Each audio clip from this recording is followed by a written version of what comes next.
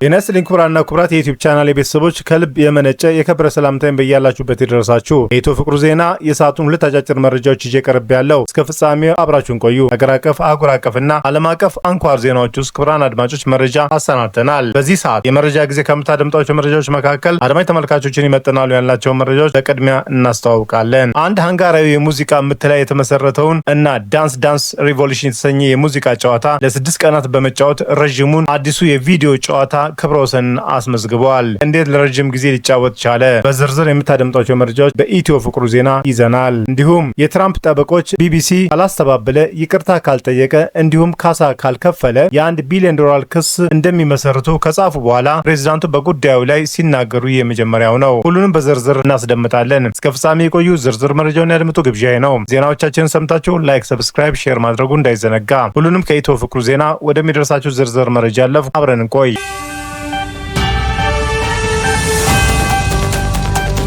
እንዴት ለ144 ሰዓት ጨፈረ? የቡዳፔስቱ ነዋሪ የሆነው ሳዝቦልስ ሴፕ ከ3000 በላይ የሚሆኑ ዘፈኖችን በመጨፈር በክብረ ወሰን መዝገቦች ውስጥ ለመመዝገብ ባደረገው ጥረት ከ22000 በላይ ካሎሪዎችን አቃጥሏል። በጌሚንግ ቻናሎቹ ግራስ ሆፐር በመባል የሚታወቀው የ34 ዓመቱ ሰው ድርጊቱን ለማከናወን ያደረገው ዝግጅት ከ6 ወራት እንደፈጀና በእግሮቹንና በመቀመጫዎች የታችኛው ክፍል ላይ ያተኮረ የአካል ብቃት እንቅስቃሴ ማድረጉን ገልጿል። ዳንስ ሪቮሉሽን መጫወት ሁልጊዜ ለእኔ አስደሳች ነው ሲል ለቢቢሲ ኒውስ ተናግሯል። ስለዚህ ይህ ፈተና አሰልቺ ግን ደስ የሚል እንደሆነ በተሻለ ሁኔታ መግለጽ ይቻላል ብለዋል። ስኬቱ በዓለም የድንቃድንቅ መዝገብ ላይ በይፋ እውቅና አግኝቷል። የዳንስ ሪቮሉሽን ለመጀመሪያ ጊዜ በ1998 ለአርኬዶኮች የተለቀቀ የጃፓን ተከታታይ የቪዲዮ ጨዋታ ነው። ጨዋታዎቹ ነጥቦችን ለማስመዝገብ ከሙዚቃ ቋት በሚከፈቱ ዘፈኖች በዳንስ መድረክ ወይንም ምንጣፍ ላይ ቆሞ በእግራቸው ባለቀለም ቀስቶችን ይመታሉ። ጨዋታዎቹ በዩኬ እና በአሜሪካ የትምህርት ቤት የአካል ብቃት እንቅስቃሴ ፕሮግራም ውስጥም ተካተዋል። የአካል ብቃት እንቅስቃሴ ለመጠበቅም ተወዳጅ ሆነዋል። በቅርቡ ጨዋታው በኤሌክትሮኒክስ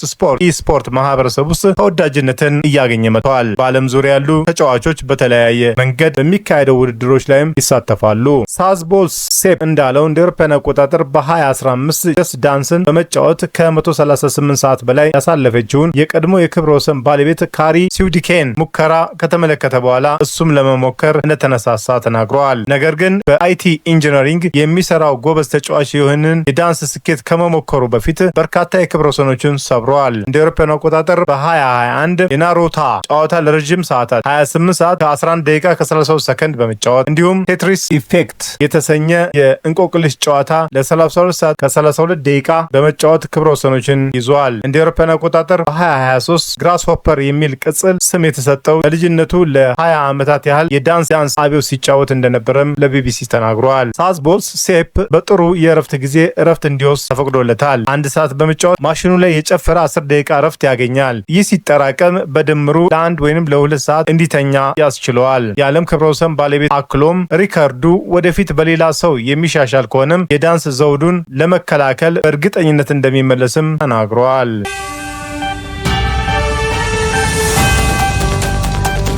እንዴት ትራምፕ ሊከሱ ፈለጉ? የአሜሪካ ፕሬዚዳንት ዶናልድ ትራምፕ በቢቢሲ ፓራኖማ ዘገባ ፊልም ላይ የንግግራቸውን ክፍል ስለቆራረጠበት መንገድ ክስ የመመስረት ግዴታ አለብኝ አሉ። ፕሬዚዳንቱ ከፎክስ ኒውስ ጋር ባደረጉት ቃለ ምልልስ ወቅት እንደ አውሮፓውያኖቹ አቆጣጠር ጥር 6 2021 ያደረጉት ንግግር ተቆራርጧል እና የቀረበበት መንገድ ተመልካቾችን ያጭበረበረ ነበረ ብለዋል። የቢቢሲ ቦርድ ሊቀመንበር ሳሚራ ሻህ ከዚህ ቀደም በአርቶት ላይ በተፈጠረው የውሳኔ ስህተት ይቅርታ ጠይቀዋል። ፎክስ ኒውስም ዘ ኢንግርሃም አንግል የተሰኘ ፕሮግራም ላይ የቀረቡት ፕሬዚዳንቱ ክስ በመመስረቱ አቋማቸውን ይገፉበት እንደሆነ ተጠይቀው ሲመልሱ እንግዲያው ግዴታ አለብኝ ይመስለኛል፣ ለምን አላደርገውም? ምክንያቱም ሕዝብን አጭበርብረዋል፣ ይህን አምነዋል ብለዋል። ትራምፕ አክሎም ጥር 6 ያደረኩትን ንግግር ቀይረውታል። በጣም ምርጥ ንግግር ነበር ያደረኩት፣ በጣም የሰከነ ነገር ነበር እና እነሱ ጽንፈኛ ንግግር አደረጉት እና ለወጡት። የሰሩት ስራ የሚገርም ነው። በድጋሚ በህጋዊ መስመር መሄዱን ይገፉበት እንደሆነ የተጠየቁት ፕሬዚዳንቱ እንግዲህ ያንን ለማድረግ ግዴታ አለብኝ፣ ምክንያቱም ዝም ብሎ መልቀቅ የለብንም፣ ሰዎች ያንን እንዲያደርጉ መፍቀድ የለብንም። የፎክስ ኒውስ ቃለ መጠይቅ የተቀረጸው ሰኞ ዕለት ሲሆን ቢቢሲ የሚመለከተው ምላሽም በአሜሪካ ውስጥ እስከ ማክሰኞ ምሽት ድረስ አልተላለፈም ነበር። እሁድ ዕለት ቢቢሲ ከትራምፕ ጠበቃዎች ደብዳቤ ደርሶታል። ደብዳቤው ቢቢሲ ዘጋቢ ፊልሙ ሙሉ ለሙሉ እና ፍትሃዊ በሆነ መልኩ እንዲያወርድ ይቅርታ እንዲጠይቅም እንዲሁም ፕሬዚዳንት ትራምፕ ላይ ለደረሰው ጉዳት ተገቢውን ካሳ እንዲከፍሉም ጠየቃል። ይገኛል። ጠበቆቹ በደብዳቤያቸው ላይ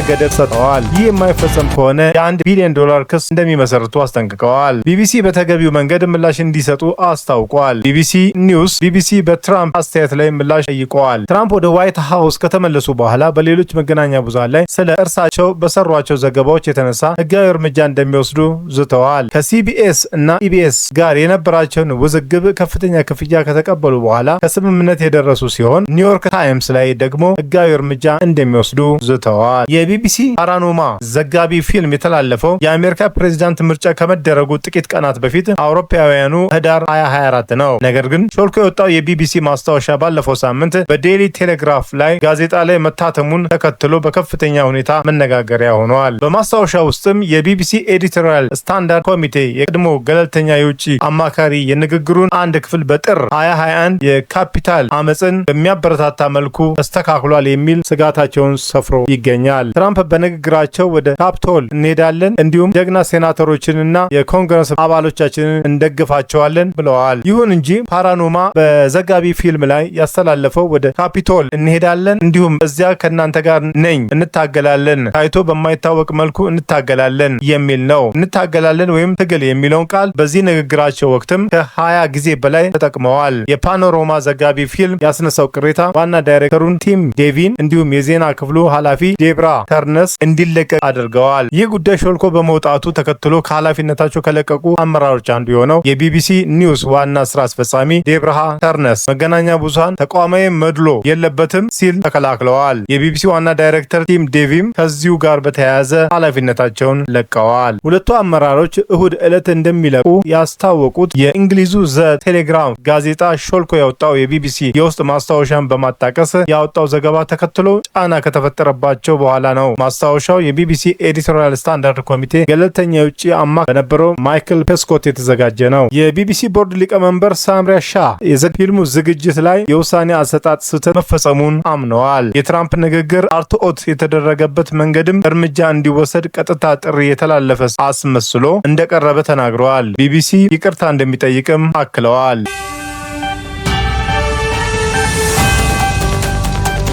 የኢትዮ ፍቅሩ ዜና ስትከታተሉ ስለቆያችሁ ታላቅ አክብሮት አለን። ውድ የኢትዮ ፍቅሩ ዜና ተከታታይ ቤተሰቦች በመላው ዓለምና በአገር ቤት ላላችሁ ሁሉ በየዕለቱ ስኬት እንዲገጥማችሁ እንመኛለን። ዜናዎቻችን ሰምታችሁ ላይክ፣ ሰብስክራይብ እና ሼር ማድረጉ እንዳይዘነጋ፣ እንዲሁም ድጋፋችሁ አይለየን። በሌላ መረጃ ተመልሰን እስከምንገናኝ በያለንበት ቦታ ሰላምና ጤና ይብዛልን።